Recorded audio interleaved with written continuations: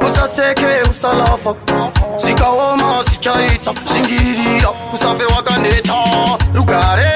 tange namo chiri kwenyu mangwana chiri kuno usaseke umwe munamo mwari baba pfura ine pano rugare tange namo chiri kwenyu mangwana chiri kuno usaseke umwe munamo mwari baba pfura ine pano usaseke iwe tondilafu unoseka umwe wako asheya chikafu aiwa pafeya ndorafuno kanza uchitemba kuti uri mutafu simwe zacho usafurirwa kana ukapfuma usazokanganwa upenyu haudihanganwa unende bhora aiwa unopasanwa rugare tange namo chiri kwedu mangwana chiri kuno usaseke umwe munamo mwari baba pfura ine pano rugare tange namo chiri kwedu mangwana chiri kuno usaseke umwe munamo mwari baba pfura ine pano usafuratira kana zvaoma aiwa shingirira usaseke paunokurukura wakangopfuma kare zikapera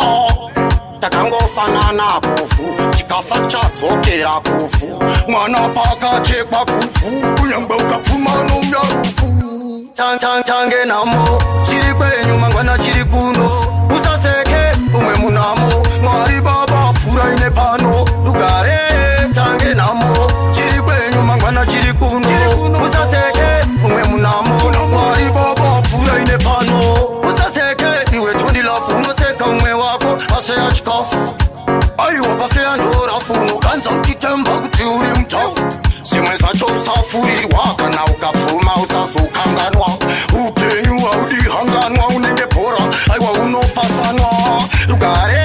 tange namo chiri kwedu mangwana chiri kuno usaseke umwe munamo mwari baba pfura ine pano rugare tange namo chiri kwedu mangwana chiri kuno usaseke umwe munamo mwari baba pfura ine pano usafuratira kana zvaoma aiwa shingirira usaseke paunokurukura wakangopfuma kare zikapera takangofanana kufu chikafa chadzokera kufu mwana pakachekwa kufu kunyangwe ukapfuma nouya rufu